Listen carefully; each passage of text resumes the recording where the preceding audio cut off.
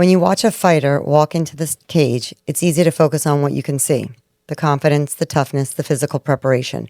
What you don't see is the pressure, the expectations, the conversation they're having with themselves before that cage door ever closes. Because the biggest fight isn't always the one inside the cage. Sometimes it's the one happening in your own mind.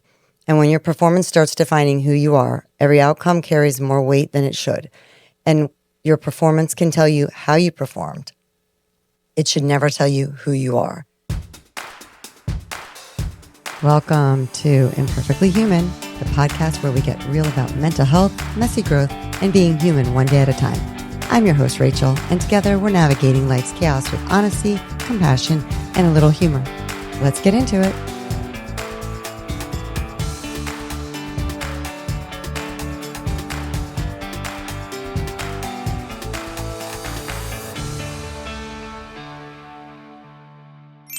Welcome back to Imperfectly Human. I am Rachel Blogg, and this is where we have honest conversations about the pressure athletes carry, the stories they tell themselves, and how to build an identity that's bigger than the outcome. Today, I'm joined by professional MMA fighter and former UFC fighter Charles Rosa. We're talking about what goes through a fighter's mind before stepping into the cage, how he handles pressure, wins and losses, and expectations, and what he's learned along the way. Charles, thank you so much for joining me. I really appreciate this. Yeah, thank you for having me. I'm happy to be here. Yeah, no, and especially because this is like a very intense time for you because, I mean, you're just a few weeks out from your next fight, which is actually a first for you because it's a bare-knuckle fight. Yep. Correct? So let's just get right into it. What are some of the conversations that you're actually having right now with yourself that nobody else gets to know, like nobody else gets to hear? Basically, I mean, every day. I mean, for me, this opportunity is, I've had some great opportunities. You know, I've fought for, 14-time UFC veteran, won world titles since then. I feel like I've done it all. But, right when I thought I'm towards the end and, I have a, 1-year-old baby and a baby boy on the way due any month, I get this opportunity. I get a call from BKFC, David Feldman from the bare-knuckle boxing championship, and they say we're having an iconic historical event at Fenway Park. And, growing up in Boston, my nickname is Boston Strong. They wanted me on the card. I wanted to be on the card. I mean, there's a UFC fighter, Joe Lozon, who's like 44 years old, literally came out of retirement just for this fight. Wow. He hasn't fought in 4 years. And so you can understand what it would mean to somebody that grew up in, in Boston, in that area, to want to be on this card. So it was kind of non-negotiable for me. I'm like, this is a message from God. Like, I'm coming back. This is what I'm going to do. And this is what I want to do. So I was happy to do it, and I'm excited, and it's going to be on a huge platform. So Right. So let me ask a question. If that opportunity hadn't come your way, would that have been something that you sought out? Like, was that something you've ever thought about doing? Or is it that piece that we were kind of talking about like before, is that when you don't have like a goal, which is a fight. Yeah. At the end of like, you're on your calendar somewhere, right? As an athlete, it's really hard to figure out, like, for many athletes, what to do with that time, right? If you're not training because there's no goal, what do? Yeah, you've got a little baby and you have one coming on the way, so that could keep your hands full, but yeah, it's extremely difficult. Mm-hmm. There's no doubt about it. It's probably the hardest thing. It's the best way. Like, when I don't have a fight scheduled, I don't have any, I feel like, and I'm not trained, like, I don't actually have it feels like I don't have any goals. Like, of course I have a family and I have all these things and these people that care about me. But personally, for myself, like my own selfish, fighters are very selfish. We have to be, because if we want to be the best, we have to believe we're the best, and we have to put everything 100%, all our eggs in one basket to do our goal. So that's what I've done. And then when they take that away and they're like, oh yeah, like, why don't you just not fight, just be a dad and just kind of go through life? Like, I'm pretty good with everything. It seems okay at first, like, okay, I can give my body a break. But like, a week goes by, 2 weeks goes by, a month goes by, you start, eating, and you're like, man, you know what? I think something's missing. Like, There's a reason that I'm a fighter. There's a reason that I do this. So it's all I've done for the last 15 years. Like, they can talk about, oh, you did it. You're a chef. You can cook. You can train people. You can do this. But what really gets me excited and what I love, and the most, thing that I love the most, is fighting. And that's why I became one. And that's what I've done for the last 15 years. So, I'm still doing it. So I'm still on it, but it's been extremely difficult to even think about not doing it ever. Right. So how do you manage that? It's difficult. Like Mm-hmm. I've had some really tough times. I've had some really dark, deep depression. Yeah. I've been in pretty dark places. Like it's definitely not easy. I've had to do therapy for it. I've Mm-hmm. talked to people. I've done treatment for it. And stuff like that. And it's something that I'm still working through. Honestly, Yeah. like the one things that excite me is like I love gambling. I'm like, okay, well now I'll just bet on all these games. But then you start losing thousands of dollars, and you start doing this, and then you start maybe your friends want to go out and they want to go party and have beers and have fun and drinks, and then you start getting your highs that you get from training from that, Right. and then you sink deeper and deeper into a dark hole. And it's like the light at the end of the tunnel is like when an opportunity like this comes in, you're like, oh wow, you want to fight again, and you're like, oh, recharge. Right. And then you just you shift your addictions to the things that you Right. know and that you love and that are healthy addictions. So Right. And that's exactly why I do what I do, because I'm an athlete and I got injured 5 years ago, and I know exactly what it's like. And I've never been at that level that you're at, right? Yeah. You've been at the highest level. And I realized at that time, like, I really identified myself as this athlete, like, who could compete. I had run 16 full marathons. I've done a full Ironman. I've done 3 half Ironman. Wow. I've done 40 plus half marathons, right? And when I couldn't do that any longer, it was really tough.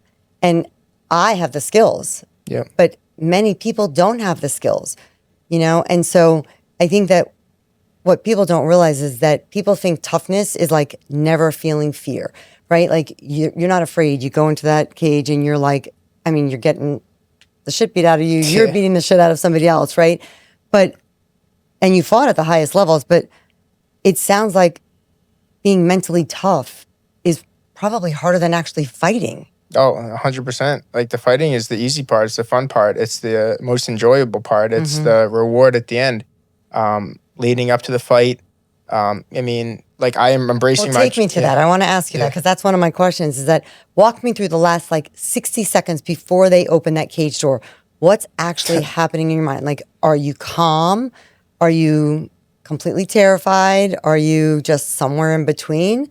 Well, because like what we see on the stages, yeah. Yeah, like what we see when the fighters are walking out, like they're pumping themselves up and like, things like that. But what the hell's going through the mind? Well, I think the best way to describe it, and I think if you talk to any fighter, you'll always find fighters have pretty much like the most amazing stories. Like if you find any fighter that's made it to that level and you ask them their life story, you're going to find some really interesting, crazy, good stuff, crazy like stories. They're going to be like, wow, like you could write a book on this person. Right. Like anybody that's made it to that point. For me personally, I had 2 older brothers overdose and die from drugs. My brothers, Dominic and Vincent. So like, people look at me and like, oh, you seem like such a nice kid. And like, where do you get this like dark, like when you walk out, my own mother doesn't even recognize me. I walk out to the cage and I hit a switch.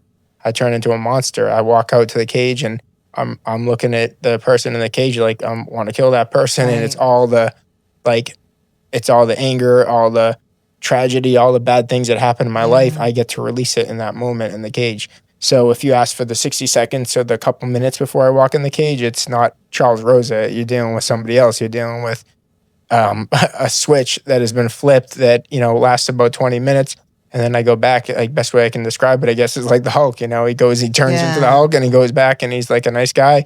And, you enjoy the wins and the losses after the whatever happens. But it's I have to go to a dark place every single time I fight. And I've fought over 50 times. I fought, hockey fights. I fought boxing fights, UFC fights, kickboxing fights, jiu-jitsu matches. And every time I go to that dark place. And, I used to think... Can I ask you a question? Is that because it is a release from all the shit? Like, that's tough. First of all, let's just sit with that second. I'm so sorry about your brothers. Yeah. I did not actually even know that. So I'm really sorry about that because that is a huge T in someone's life, right?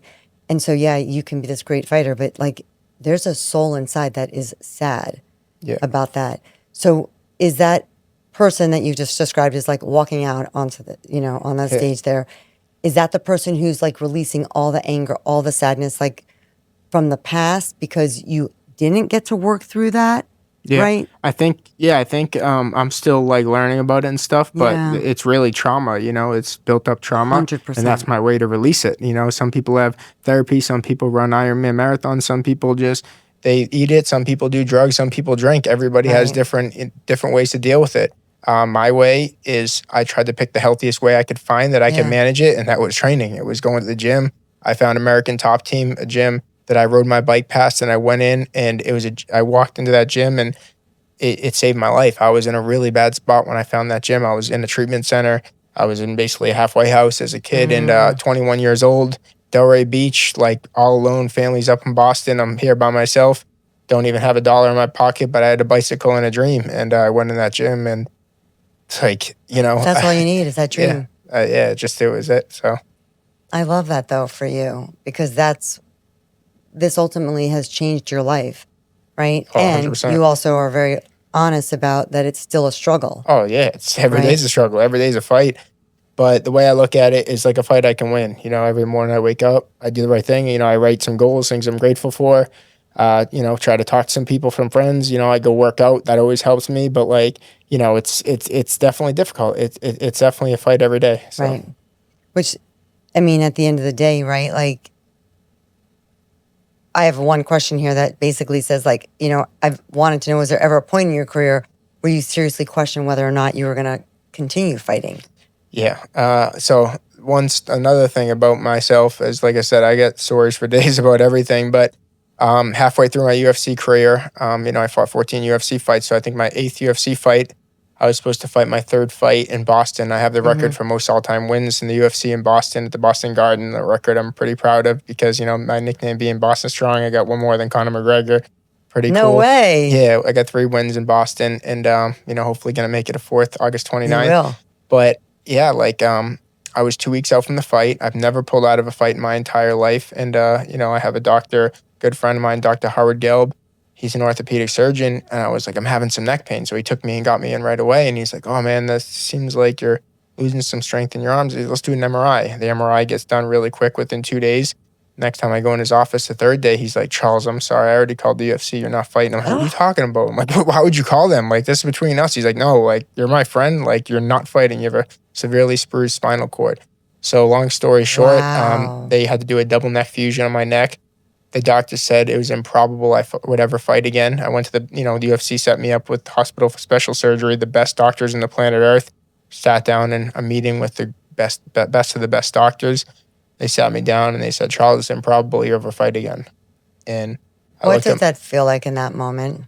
Yeah. I looked at my mom, I looked at my dad, and it was the only time in my life that I noticed that it looked like they didn't have an answer for me. The only time I saw it look like that on their face was when my brothers died. Like, I looked at them and they're just looking at the ground. Like, and I'm like, well, let me think fast. Well, what can I do here? And I said, well, is it improbable or impossible? And he said, it's improbable. It's a less than 1% chance. Less than 1% of athletes come back from a surgery and injury like this.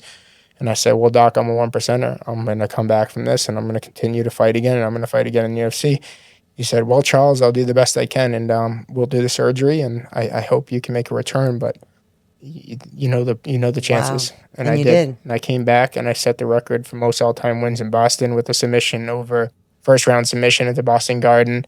My 3rd UFC win, and submitted Manny Bermudez. He was top 10 in the world, and came You were back. I was like a 4-1 determined. underdog. Yeah, You were not going to quit then. yeah. So I came back and I did it, and How long was that recovery? 18 months. I went to physical therapy every single day, 5 days a week. Well, not every day, but 5 days a week, 1 or 2 times a day for 18 months until they finally cleared me. So what was your mental state in that time? Because I'm now taking what I felt like, and again, Yeah. I was not competing or I was not, at that high level at all. I just really like all the medals. Like, honestly, if you look at my gym, you'll see people say, why do you do all those races? I love the medals, okay? So, but during that time, 18 months, your mental health had to take a serious turn because you're not doing the thing that you love. You're not even sure that you're going to come back, even though, and which is also one of the things I speak about is have some kind of delusional thinking, because if you're delusional that you're gonna come back, then you kind of put that into your space, into that, and you can keep, like working towards that, right? You did it, you came back, but during that 18 months, like, what did you do for your mental health? Well, it was dark times. It was I would say, of my life, it was close to the hardest 18 months. Like, nothing was sure. I'd go to the doctor every 2 months and he would tell me my neck isn't fused. It's not ready to go. Even at one point I had to go get another second surgery 9 months into it. After 9 months, I go into the doctors every day, to physical therapy every day, and go into New York every month. I would fly myself out there. Finally, after 9 months, he's like, it didn't fuse. We can do it again. I was like, what? Like, so I redid the surgery. Finally, then I went through another 9 months and, didn't give up, but you're asking how it felt that time. It was difficult. It was, I was hanging on by a thread, just hanging in there, trying to get through the days. And I tried to make physical therapy like my training. I researched it. I learned. I studied the neck. I studied the spine. I did everything that I could do. And, I got through it, but it was tough. Wow.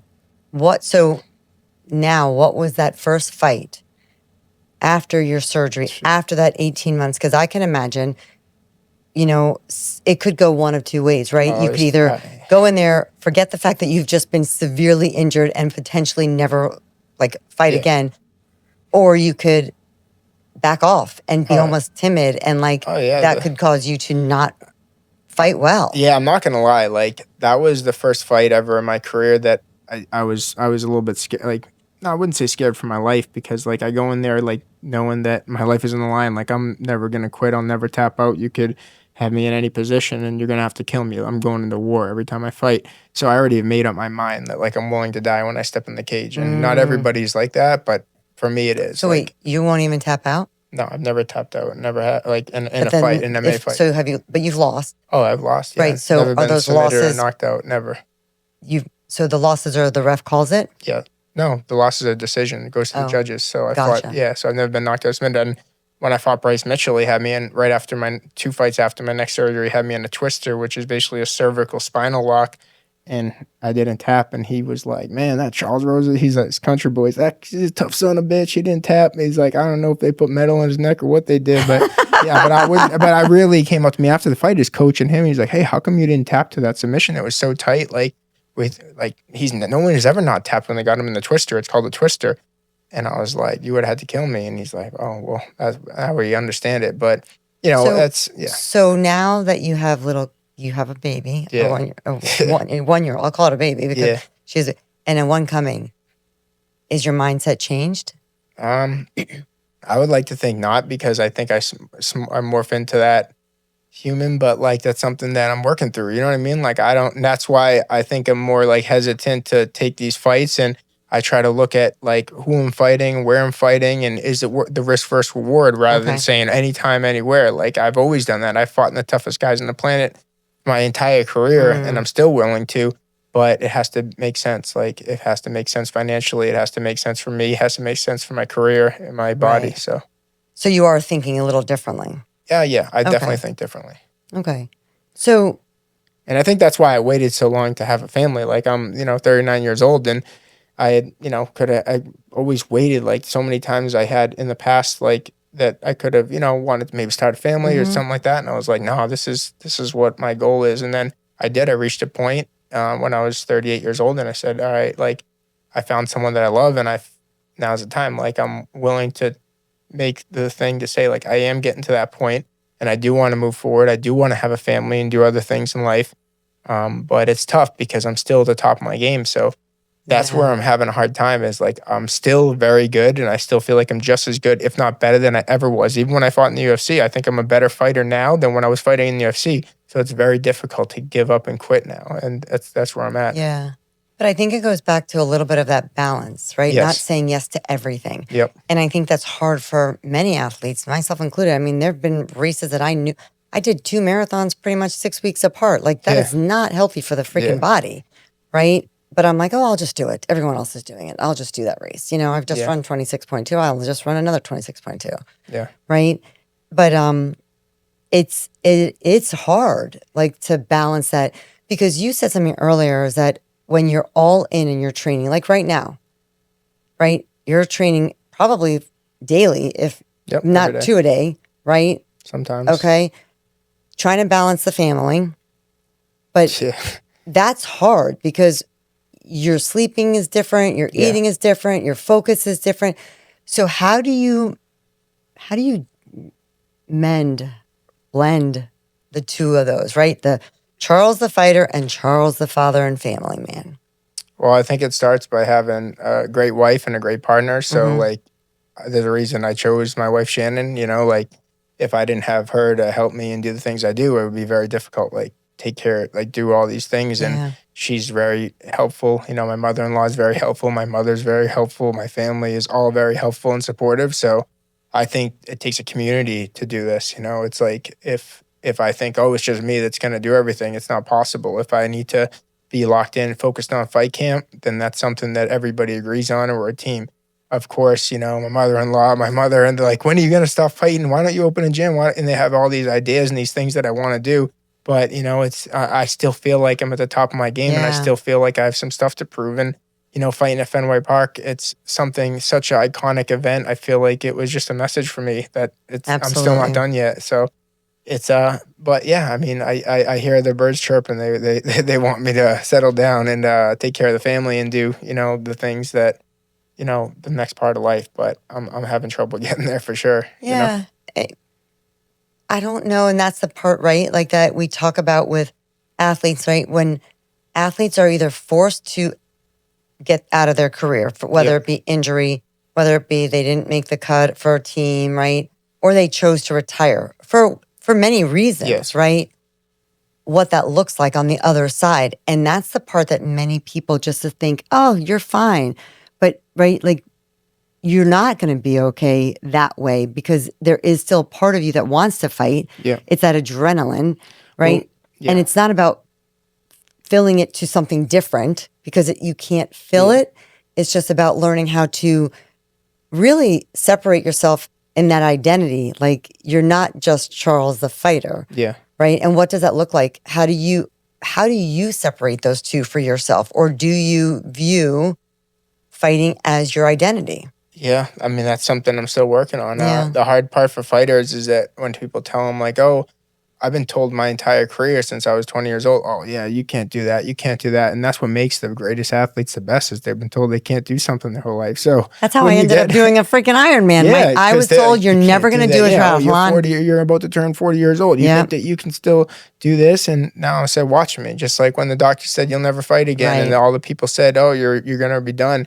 Watch me. I came back and I had a whole nother UFC career. I set the record for most wins in Boston. If I listened to all those people that told me, you know, what to do, and if I listened to them, then I would be doing what they're doing, which isn't, you know, what I'm doing. Right. So it's my life, and I'm working through it, but it's definitely difficult because when you start hearing the people, like your family, the people that care about you, you know what I'm saying? They're like, oh, like, when, you know, what's next? Like, what are you going to do this again? Like, you took a lot of punches in that fight. Like, and I'm like, oh, I'm good. But like, when it's some people that care about you too, that's difficult because like I don't need to prove like my mom wrong or the people that care about me the most. It's just, but like I said, you know, fighters are selfish. I'm a little bit selfish, and I think that's probably why have been as successful as I have been. So I'm kind of in this spot where it's like contradicting of everything. I don't actually think it's selfish. Yeah, I don't know what it is. I think that athletes are just a different breed. Yeah. And you know, I saw you like kind of, it seemed like you were getting a little teary-eyed in the sense when you talked about your family asking you, when are you going to start differently?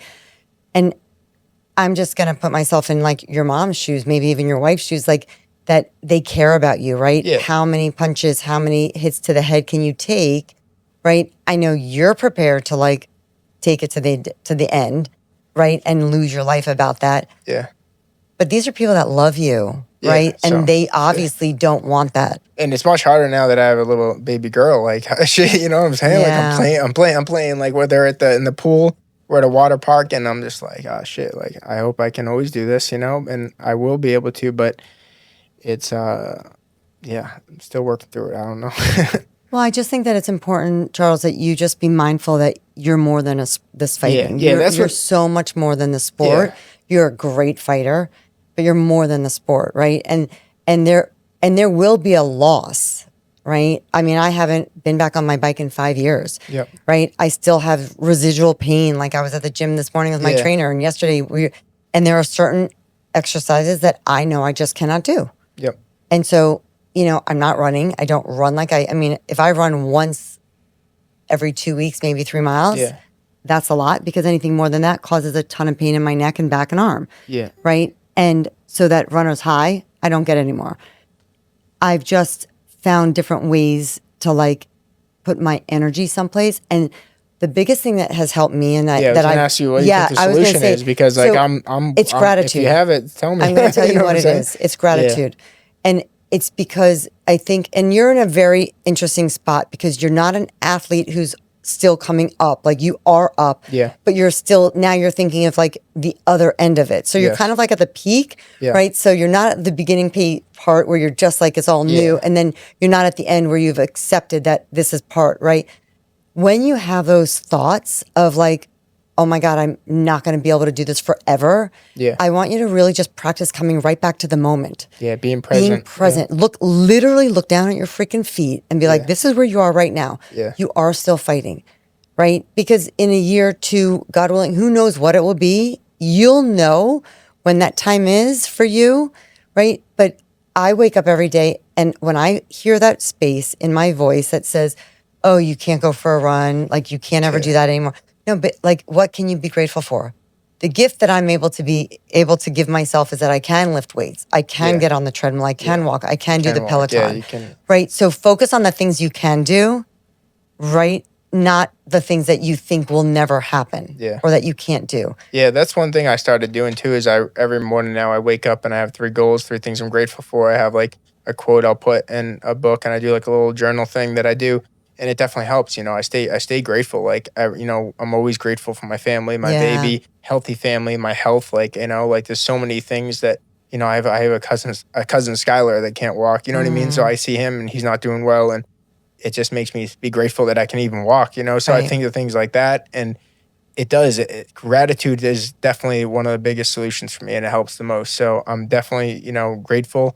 I pray, you know, before every meal, every night, and that, I think that helps me a lot. Like, I know some people don't like to get into religion and God, but like God, going to church and stuff like that is very, very big for me. You know what I'm 100%. Saying? Because I believe that God puts you like right where you want to, right where you need to be. So like every time I think of something or I'm doing something, I'm having a difficult time, I say, well, there's a reason this happened. There's a reason this happened. It's kind of God's plan. And, you know, you shift things, you do things as they come, but staying positive, you know? And that's God gave you this gift. I mean, this was a gift that God gave you. Right? So he's speaking to you. He's telling you this. You're using your gift, right?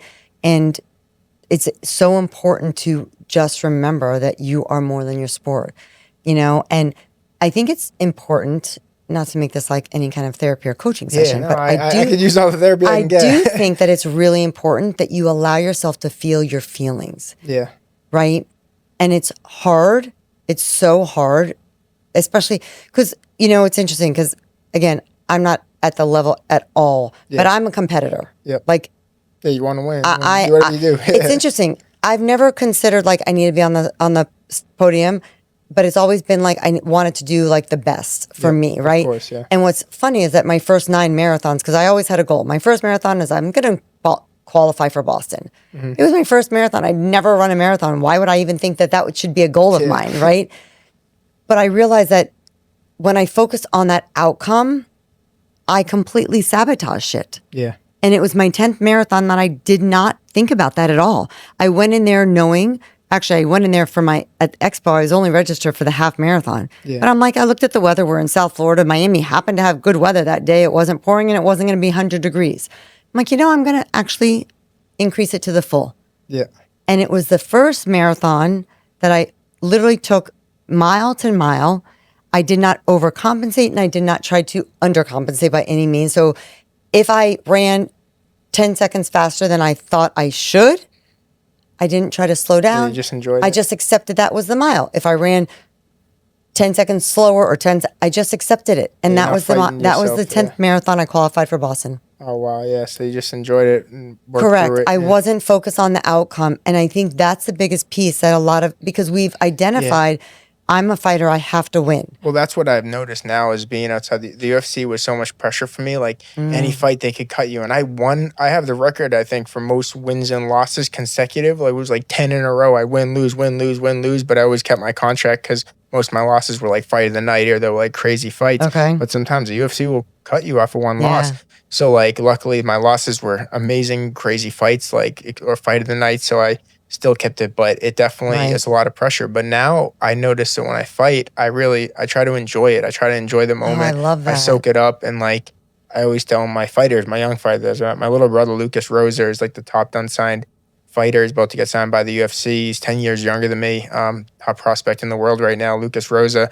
And he's right there. And I always tell him, I soak this moment up. These are the best moments of your life. But it's so much pressure for him because he feels like if he loses, then he's not going to be able to get there. Right. And so it's tough. It's tough. It's tough. Right. So tell me about a loss that taught you more than a win ever did. Tell me about one of your losses that taught you more than any of your wins had ever taught you. I think when I fought, Yair Rodriguez. I fought Yair Rodriguez, who ended up becoming UFC champion. I fought him in Mexico City. He's Mexican. And I went out there and I won the fight, but, went to the judges and lost by split decision. And went in the back after. Dana White gave me a $50,000 check for fight of the night. And he's probably thinking I'm going to be all happy. But I was like, no, I'm not happy. Like, I won. This is what I'm trying to be the champion of the division. Like, I feel like I was robbed. And he's like, it was a big event. It was in Mexico. He's Mexican. And, Dana's like, oh, it is, it's what it is, man. I thought you fought a great fight, and that's why I gave you this. Just keep your head up, man. You're an absolute warrior. We'll definitely have you back. You fight like this, you always have a job for me. So that felt good. And then when I saw the crowd and I saw the fans, when I came out, they gave me a standing, ovation. When I finally walked up to see my parents, the whole section, it was 30,000 people in Mexico City. So that section must have been 4,000 or 5,000 people. They could see me. They all cheered, and I kind of won the fans over that fight. But it just... so what'd you learn from that? Yeah, what I learned from it is that you can still, as long as I know and I can look myself in the mirror knowing that I did everything that I could possibly do, then whether I succeed or don't succeed, then I'm okay with it. Because I did. I looked myself in the mirror and I said, well, hey, I did everything I could do. I didn't miss any workouts. I sprinted. I ate perfectly. I fought my heart out. And this is the result. I'm still here and I'm still doing it. And everyone's proud of me. And it still hurts that I feel like I was robbed by the judges. You can make excuses or whatever it is, but it's as long as I knew, therefore it is that you might not win every fight, but you're going to go out there and you're going to do everything you can do to win. And if you do that, then you can still be okay and be grateful for the moment. And maybe it was just something from God or whoever it is that, to move forward. Yeah. And I love that you learned that lesson because I truly believe that the output is so much more important than the outcome. Yes. Is it nice to win? Absolutely. Yeah. No athlete's going to say, "Oh yeah, I'm happy I didn't win that Super Bowl." No, nobody's going to say that. Course. But if you show up, how you show up for yourself, how you show up for your teammate, how you show up for your family, how you show up on a daily basis is so much more valuable for the human soul than the actual outcome. Yes. And I love that you learned that for yourself. I learned that, and that's it. So I was going to ask you if fighting disappeared tomorrow, like no more training, no more walkouts, no more competition, who is Charles Rosa without MMA? But I think you've kind of said that you're still a work in progress there. Yeah, no, I mean, I think there's a lot of things I am. I mean, I've talked to people and they said, you're a chef, you're a father, you're a brother, you're a friend, you're, cousin, you're a godfather, you're all these great things. So I definitely am aware that there's more, I'm a son, and there's a lot more to life, than just fighting. And it is very difficult because for me to be the best at what I did, I had to be all in. I had to put all my eggs in one basket. I had to commit 100%. Yeah. And that's what I did. And now it's I'm kind of sitting here, I was always told, don't put all your eggs in one basket, but it's contradicting because now it's I did as good as I did, but now I'm looking back at it and I'm well, I'm still going, I'm still learning. So that's the way I look at it too. Okay. I love that. So this podcast obviously is called Imperfectly Human. What's one part of being human that you've learned to embrace instead of trying to hide for yourself? One part of being human that you've learned to embrace rather than trying to hide it. I don't know. Things aren't always going to go your way. I mean, you could do all the right things like I did for my fight. I could do everything perfect and you don't get the result you want. So you can embrace like knowing that you did everything you could do. As long as you do the best you can do, that's what matters. And I always learned that from my dad. He's like, as long as you try the hardest and you put the most effort in, then everything's okay. But if you don't put the effort in and you don't do that, then that's where things will get tough. Right. So to wrap it up, because you have a fight coming up, August 29th, Yep. Fenway Park. Yep. It's a bare-knuckle fight. Yep. Your first bare-knuckle fight. Yep. First bare-knuckle boxing fight, yes. So how do you, I mean, because I fought bare-knuckle hockey, I fought bare-knuckle MMA, but this is first ever bare-knuckle boxing, which is probably the most brutal out of all of them. Wait, so, I mean, I'm just trying to really understand because, like, obviously, like, I do not want to ever get punched in the face, right? Yeah. You choose to get in the cage to do this. Like, what is that first punch like? Well, the way I Does look it at hurt? I mean, I've got to imagine it hurts. Yeah, punches hurt, but I look at it like there's two of us, and then who can take more? It's not like I'm fighting 10 guys. I'm going in there, there's one other man standing across from me, and that's finding out who the real man is. There's two of us, there's two lions in there, and one's coming out alive. Like, that's the way I look at it. Gotcha. So whatever he hits me with and I hit him with, then I know that he's going through the same thing that I'm going through. And then we find out who's the better man, and that's the kind of way I look at it. Like, whatever I'm feeling, he's feeling the same thing. Yeah. If I'm stressed out, I'm nervous, I'm in a little bit of pain from a punch to the eye, he's feeling the same thing. So if I know that the whole time in the fight, then I can work through it. You know what I'm saying? So you it's not like I'm fighting a robot. I'm fighting a human. Right. You know? But it sounds like you, because I mean, I'm going to be honest with you, your face is really pretty. Like, it doesn't look like you've gotten punched quite a bit. Says all the time, she's like, your face is so pretty. You don't mess it up. I said, Mama, I've already done this 50 times. I've still got my nose in place. I still got my face. So right. So you're a really good fighter. And I think that it's so important that you just know that you're so much more than what the stats are, like all the wins that you've had. And I love that you have this upcoming fight that's new for you. And I love that you have these challenges that you're still giving yourself. So August 29th, where they can go to Fenway Park and watch it, right? Where else can people find you? Yeah, there'll also be a pay-per-view for the BKFC app, bkfc.com. It's a, huge platform, big streaming, just like the UFC has. Like, it's as big as it gets, millions of viewers tuned in. So you just type in BKFC on your app, on your phone or your smart TV, it'll pop up, and they'll probably be streaming it on like a local network. So I think they're still working out the TV deal, but you'll be able to tune in for sure live, and definitely tune in on August 29th and watch me, fight at the iconic Fenway Park. It's been a dream of mine since a little kid to ever compete there. It's like something that you dream of as a little kid, and I get to live it, so I'm excited. That's awesome. Yeah. Is your family going? Everyone's going, except my wife, because she's due like 2 weeks after that. So I hope the baby doesn't come before. Right, that little one better. You might want to talk to that little one. I've been talking to him. He knows to stay inside before. So he's a little boy. Yeah, baby boy. So they want to name it after me. So, I'm just trying to build this legacy, That's so beautiful. Yeah. I love that. Yeah. Well, Charles, you have been fabulous. I just love this because I'm going to be honest, I think the misconception about UFC fighters and MMA fighters and boxers is that they're just angry men, all they want to do is just hit everything.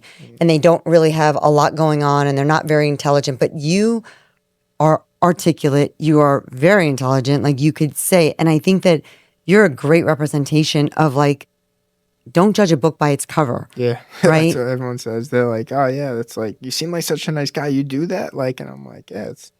Yeah. But people don't know that's why what we talked about is I think a lot of the trauma that people go through and stuff like that. And I'm still looking for solutions. So if people have ideas or whatever that are tuned in, send them my way. I'm open. That's how I got good at mixed martial arts. I was open-minded. I was willing to learn from people and take advice and take suggestions and do stuff like that. And it gave me my career, but moving forward to the next step, you got to be open-minded. It takes a community to make somebody great. You have to be willing, and that is 100%. You have to be willing, and then once you're willing, you've got to be all in. Yep. Because mental health, especially amongst athletes, especially when the end of the rope is there, not that way, but the end of the game, end of your course of your life as an athlete, so to speak, is over. That is something that you have to be willing and all in. Yeah. So, well, I really appreciate you, and I look forward to everybody watching you. I'm going to tune in. I'm going to watch this fight. Yeah. Okay? And so With that, thanks for joining. I am Rachel at Imperfectly Human, and make sure you tune in to August 29th to watch Charles Rosa win this fight. Have a good one.